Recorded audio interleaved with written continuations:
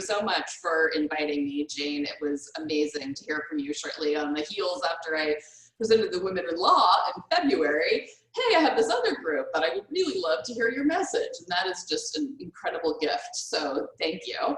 I am Shiloh Todorov. My parents were Neil Diamond fans, hence the Shiloh, and my husband grew up in Bulgaria, hence the Todorov. So yeah, common spelling on both of those. As Jane suggested, I have a varied professional past. For 15 years out of college, I was a TV news reporter, including stints in several cities in Iowa, Omaha, Nebraska, and Washington, D.C. And then we moved to Columbus for my husband's job 12 years ago, and I've been in nonprofit ever since. But this is not only my first job in politics, it is the first time I wrote a check in politics. I was a member of the Patriots PAC before I had the opportunity to come on staff. So I am very much, the subject I'm going to share with you today is very much sort of describing a path that I am a little further down than some of you, although some of you will be way ahead of me. But as the description of what I wanted to talk about today informed you, it really is up to us to decide whether we're going to have more women in office. The Patriots PAC exists to put more women in office in Ohio, but the research is really clear. There is a correlation between the way that women give and volunteer and run for office and how many women are serving in office, which is woefully like a quarter of us, right, across the nation.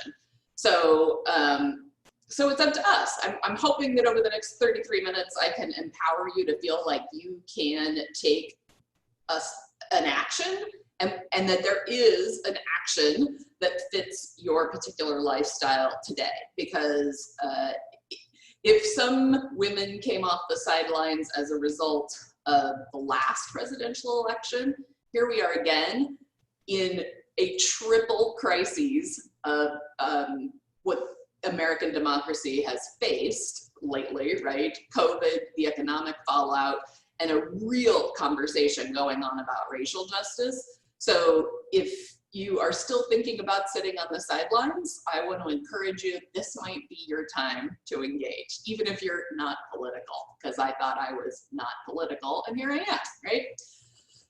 So I'm going to start out, and I don't know if you guys are more of a come off mute or type it in the chat. Maybe Jane can tell me which I should advise you toward. But I just want to ask the question before I give you the slide. Why elect women? Like, I'd love to hear if you have ideas about why you think women in office is a good idea. Jane, is that more of a type it in the chat? No, I was going to ask, Yolanda, will you unmute everyone for just a minute? Or everyone unmute yourself? So, unmute yourselves, I guess. I'm recording, just so you know. So if you answer, you're going to be on the recording. All right, great. You guys, you're being recorded. So, you can also put your answer in the chat. Shiloh, will you repeat your question just for this initial one? And then we want to get through the substance of your topic, and then we'll go back to open Q&A at the end. Yeah, great. So my question is, why elect women? Do we legislate differently? Do we talk to each other differently? Like, what would be the point of focusing just on women for a PAC like ours? While you type your ideas in the chat, I'm going to share my screen.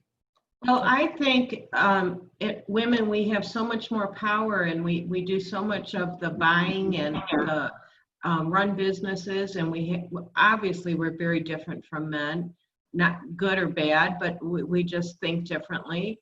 And it's good to have a different perspective than for so many years it was all male run, and we're powerful, we're big, we're strong, we're smart, and we absolutely have to have a voice. Yep. Mm-hmm. Awesome. Other ideas? Women are more nurturing and caregiving, so they encompass that into their thinking, and what Laura said. Right. All right. I think Laura might have done it. Go for it, Shiloh. Right. Everyone else mute if you would, so we don't hear your background. Thanks. Here's what the research shows. We work harder on constituents' ideas and services. we actually put more bills and resolutions in front of whatever body we are a part of. I love this one. Deliver more government spending to our districts. We're the queens of bringing the pork home. Our policy positions are more responsive to voters, and we're more collaborative with the opposite party. So these are kind of the ideas that fuel what brought the Matriots about, and I do want to get to who the Matriots are, but first I want to give you just a little bit broader idea of the state of women today. Of course, what COVID has spotlighted is that women are suffering more. According to the UN's Office on Women, many of the industries in the formal economy directly affected by quarantines and lockdown, travel, tourism, restaurants, food production, have very high female labor force participation, and women also constitute a larger percentage of the informal economy in informal markets and agriculture in the world. In both developed and developing economies, many informal sector jobs like domestic care workers are mostly done by women who typically lack health insurance and have no social safety net to fall back on. So while some voices have flagged the impacts on women, gender concerns are not yet shaping the decisions that mainly male leaders are making. And research has consistently found that women tend to adopt a more transformational leadership style, which includes demonstrating compassion, care, concern. These are some of the things that each of you highlighted.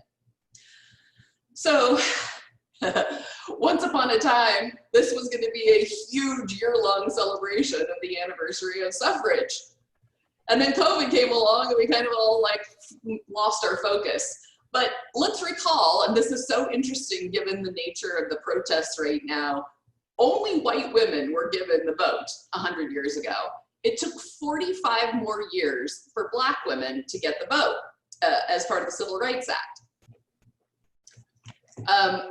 And I did not realize this until I started researching more about suffrage, but we actually came into this country, white women at least, with the vote. And then 250 years ago, starting in New York State, states started taking away our ability to vote. So it was a long haul back as women had to fight for a right that they had once had. And then, of course, at the beginning of the year, ERA returned. 50 years ago, it had started.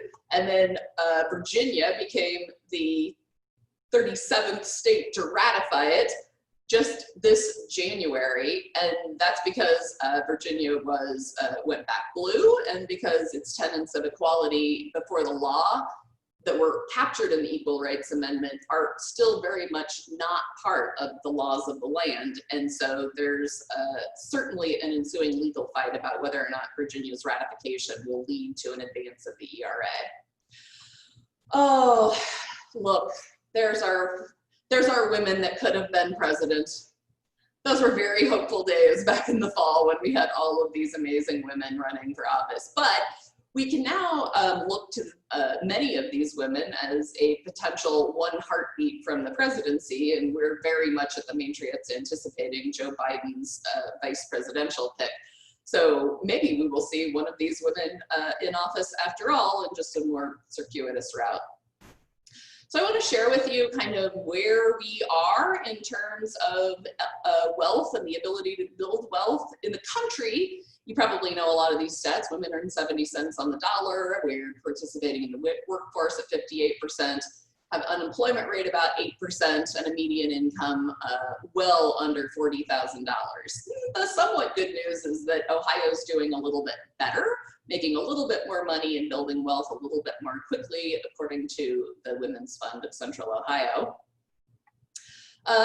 Here is where Ohio ranks in terms of protecting women's rights. And I can share with you that these stats have moved some really big dollars for the Matriots, because this speaks to women who contribute to us, and it is the problems that the Matriots has identified that we want our endorsed candidates to work on.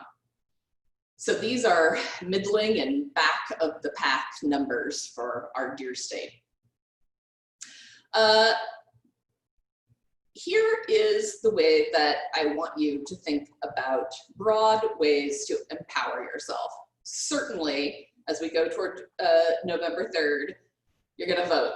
We don't yet know what the vote is going to look like, and that may mean that one of the actions that you can take related to voting is some of the advocacy that is going to be needed to make sure that every registered voter in the state of Ohio gets an absentee ballot if we have to go to the polls in that way, and then that every person in your life is a registered voter, right? So voting is going to have an even potentially higher hurdle to get to in order for us to vote on November 3rd.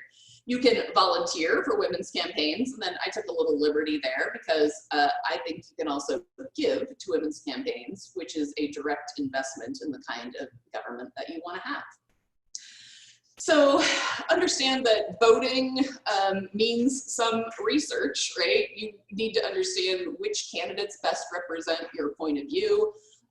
Issues, and particularly I think judicial races are sometimes difficult to understand, but certainly the League of Women Voters in the state and probably in your region do an amazing job with their voter guides, and there are lots of other really reputable places online to figure out who you want to vote for. And of course, if you become a matriot, take our slate card into the voting booth with you and support the women that you have helped elect. Volunteer. This is, I think I heard a really great example from the Today Show. You can volunteer for women across the country if you want by writing postcards to people who are going to be voting in their districts. You can make phone calls for a local candidate. I mean, I think I heard a couple of you are sales and marketing. So many of the women that we endorse are trying to figure out how to make the shift from what they're really good at and what has helped get them elected, which is door knocking and talking to voters directly at their doorstep, to how does that look in COVID, right? How do you get people on a Zoom like this to listen to your point of view and to engage you, right? Or are there other ways that women can now campaign into the fall as it relates to where we are as a country? Let's see, my slide doesn't want to. There it goes.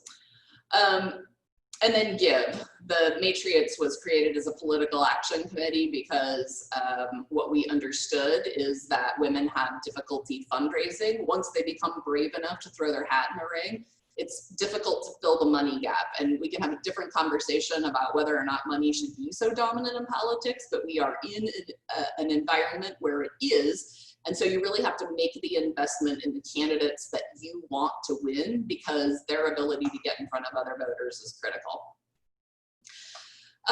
One of the aspects that we've learned about how women will finally be brave enough to run for office is, first of all, it takes, on average, 6 requests for a woman to finally say, okay, fine, I'm gonna run for office. It takes less than 2 for men.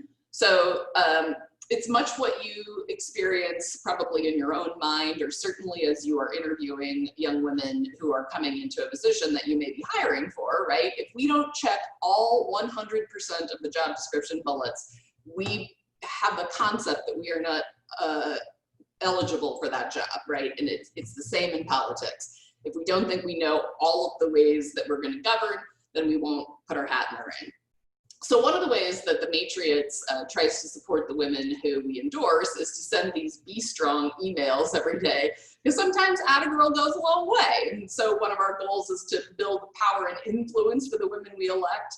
And one of the subtle ways this newsletter shows that is by constantly showing them the rising number of people who are behind them, right? So at the point where I made this screen grab, we have 1,000 women and men who have your back and who want you to keep going.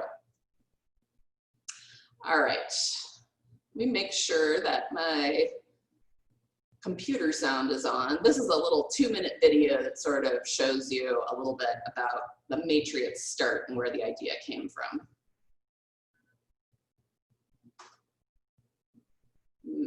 Maybe it's gonna play, maybe it isn't. Well, my apologies, we'll move on. I will tell you that the Matriots started when 6 women from Central Ohio went to the Women's March in Washington, D.C. And what they saw were women and men from across the country who were every walk and stripe of life, but who really were looking to make a change and to be on the record, right? So those women came home, and they, like a couple of them around that table, had put together the Central Ohio Women's Fund 20 years ago. And so they thought, instead of just creating our next protest sign, we want to figure out a mechanism to take the energy that we felt at the Women's March and turn it into something good. And so what they've learned at the Women's Fund is that philanthropy can go a long way in solving a lot of the country's ills. But what you really need to underscore the philanthropy is the policy that will really allow the government to change, right? And so they started researching what would having more women in politics look like. And they found a lot of the stats that I've already shared with you, right? The ways in which women lead differently, the ways in which the outcomes really are different, the ways that they will reach out and be nonpartisan in a way that men are less likely to. And so they understood that Ohio has a really great way of recruiting women for office, and there are several really fantastic training grounds for women candidates. The gap seemed to be in fundraising, and so they decided to form as a political action committee to help women to close that gap as they are running their campaigns. So as of today, we have 1,466 members, and our 2020 goal is 2020 members, of course. We have supported a total of 109 candidates with the money you see on the screen, and 64 of them are now serving in office. So we have a 59% win rate, and we are just about to unveil our slate, as I said, on Saturday. So we're going to work really hard to put even more women in office for the state here in the next 4 months. Nationally, this is how the numbers stack up. The House is doing a little bit better than the Senate, and once again, white women are doing a lot better than women of color, much as we referenced with suffrage. So of the more than 7,300 state legislators across the country, think to yourself, what percentage do you believe are women of color? 6.1%, 450. Just for some context, there are 17,412 offices just in the state of Ohio. So when you think about the numbers of women that this represents or underrepresents, right, it's stunning. We have a lot of work to do. So you may know this. What percentage of Ohio's state legislature is female? The good news is it went up from 2016 to 2018. 2018 was the first year in which the Matriots was able to back 36 women. It went from 22% to 27%. And overall, in those 17,412 seats, we're now at 29% of women across the state of Ohio who are serving in these roles, from school board to hopefully in 2020, we will have a female governor candidate that we can back. So this is original research from the Matriots PAC, and when I come out of my share mode, I will put some links in the chat so that you can see this and spend a little bit more time with it. But no one was tracking this before. There's a Rutgers group that tracks state legislatures year by year, so you can look back a long way in Ohio in that way, but no one had been looking at the down ticket offices. And so we commissioned this research, and we recommission it each year. It's always based on 2 years ago government data, so that we can see whether or not we're advancing on our goal to have 50% women in office in Ohio by 2028, which is just 9 years away. But you can see the negative power slope here, right? The number on the left is school boards, where of course we want amazing women thinkers, and it's a great place for women to start their political careers. But it's also a little bit, there are more women there because our culture says, like, okay, that's an okay place for women to go and serve, right? They can take care of the teachers and the students. But as you go across this chart, that in general represents more constituents and more money, and women are just not in those seats as often. And that is really what the Matrix is built to try to correct, so that we go to 50% on all of these, and in part by building that farm team at the school board and township level so that women know how to be good legislators and good politicians and start to think of themselves as judicial candidates and mayors and state house and eventually national senators. Here, if you are not from Cuyahoga County, Cuyahoga is doing as well as anywhere in the state, 38%, right? But this is a map of the entire state as the female leadership breaks down. And again, you can see, perhaps not surprisingly, that the 5 major metro areas do a lot better. And over here in Mercer County, just 11% of their seats are filled with women. So we think the solution to a lot of what's going on is to elect women, and just as a reminder, here are the reasons as it relates to the research. We looked at these at the top. Just a little bit of anecdotal difference, right?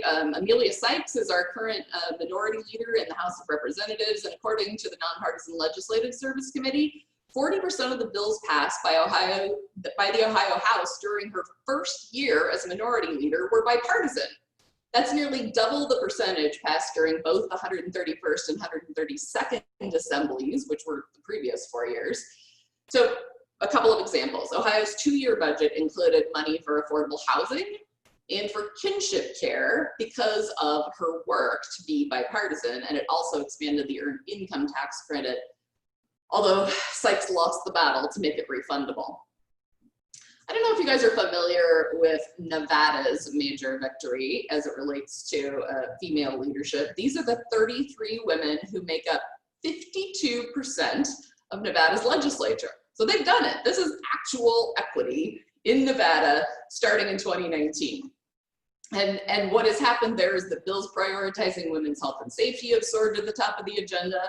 Mounting reports of sexual harassment led one male lawmaker to resign, and policy debates long dominated by men, including prison reform and gun safety, are yielding to female voices because there are now enough of them there that the women have to be listened to. And by the way, part of this story is appointments. Voters got Nevada so far, and then women across the aisle united to appoint more women to fill open seats because, as you know, in many elections, people will leave to go with the new governor, right? So they had several openings, and women saw the opportunity to really make this happen. So let me tell you just a little bit more about how the Matrix work. Our mission is to elect more women to office in Ohio who will support an economy in which women can thrive and prosper. And these are our values. We are nonpartisan, and we have helped to elect women who are Democrats, Republicans, Green Party candidates. We had a Libertarian candidate for Gahanna City Attorney last year who was not successful, but we have also backed independents. So we did not adopt one party's political platform because we really wanted to think about the way that women could be in a big tent together, sharing values and having conversations across the aisle. And if we could put together cohorts of multiple parties, they would go and be able to talk in a shared values lens instead of just parroting back party lines, which is really, it's one of the pieces of the way that the country has gotten where we are, is because the parties have become so polarized. So these are the values through which we invite people to become members, and these are the first 4 questions on our endorsement. The women must affirm that they share these values in order to get our endorsement. Our work is to support and elect, of course, but also to leverage our combined power of those nearly 1,500 people across Ohio to secure equal gender representation.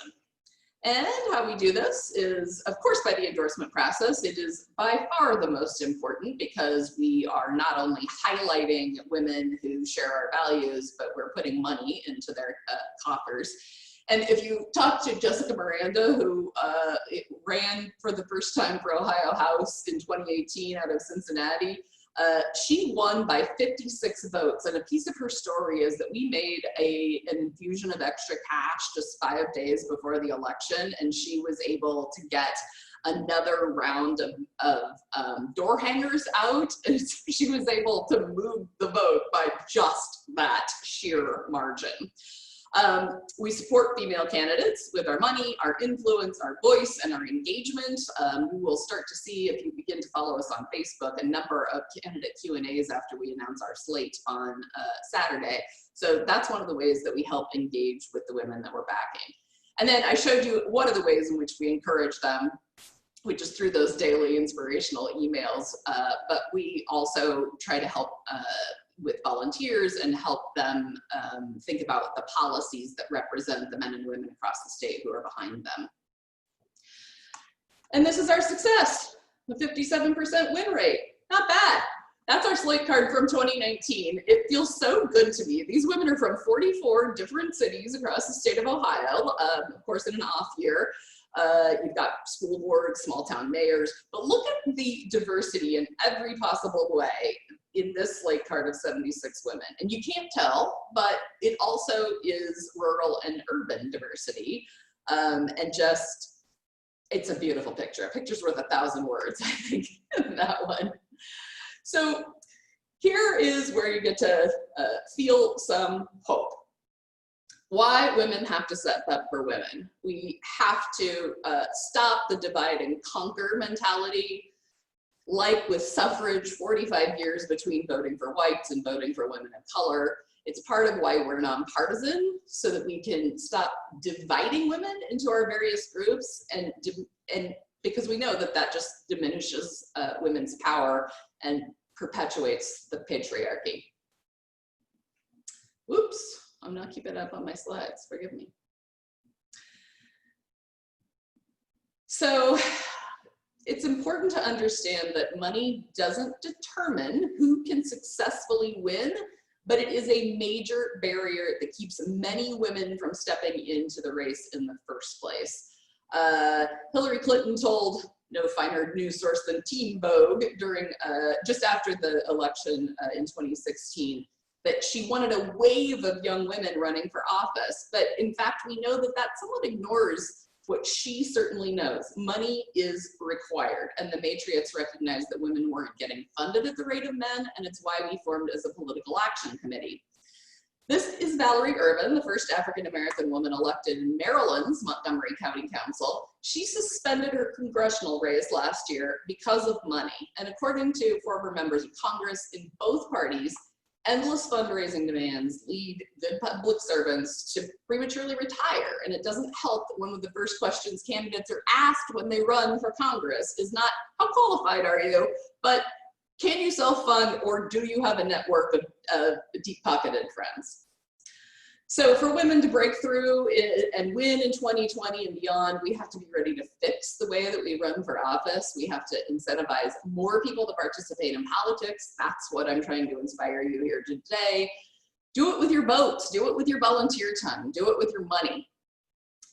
Women tend to have larger supporter bases that contribute smaller dollars. And this too is a result of what women are able to do in terms of building wealth in the culture, right? Men tend to have wealthier networks. So women are willing to give to their friends who are running for office, but they may not be able to give at the same level. These are a couple of women that we backed in the primary for 2020. There's Jessica Miranda. She's back to defend her position, and we know she's going to win by more than 56 votes this year.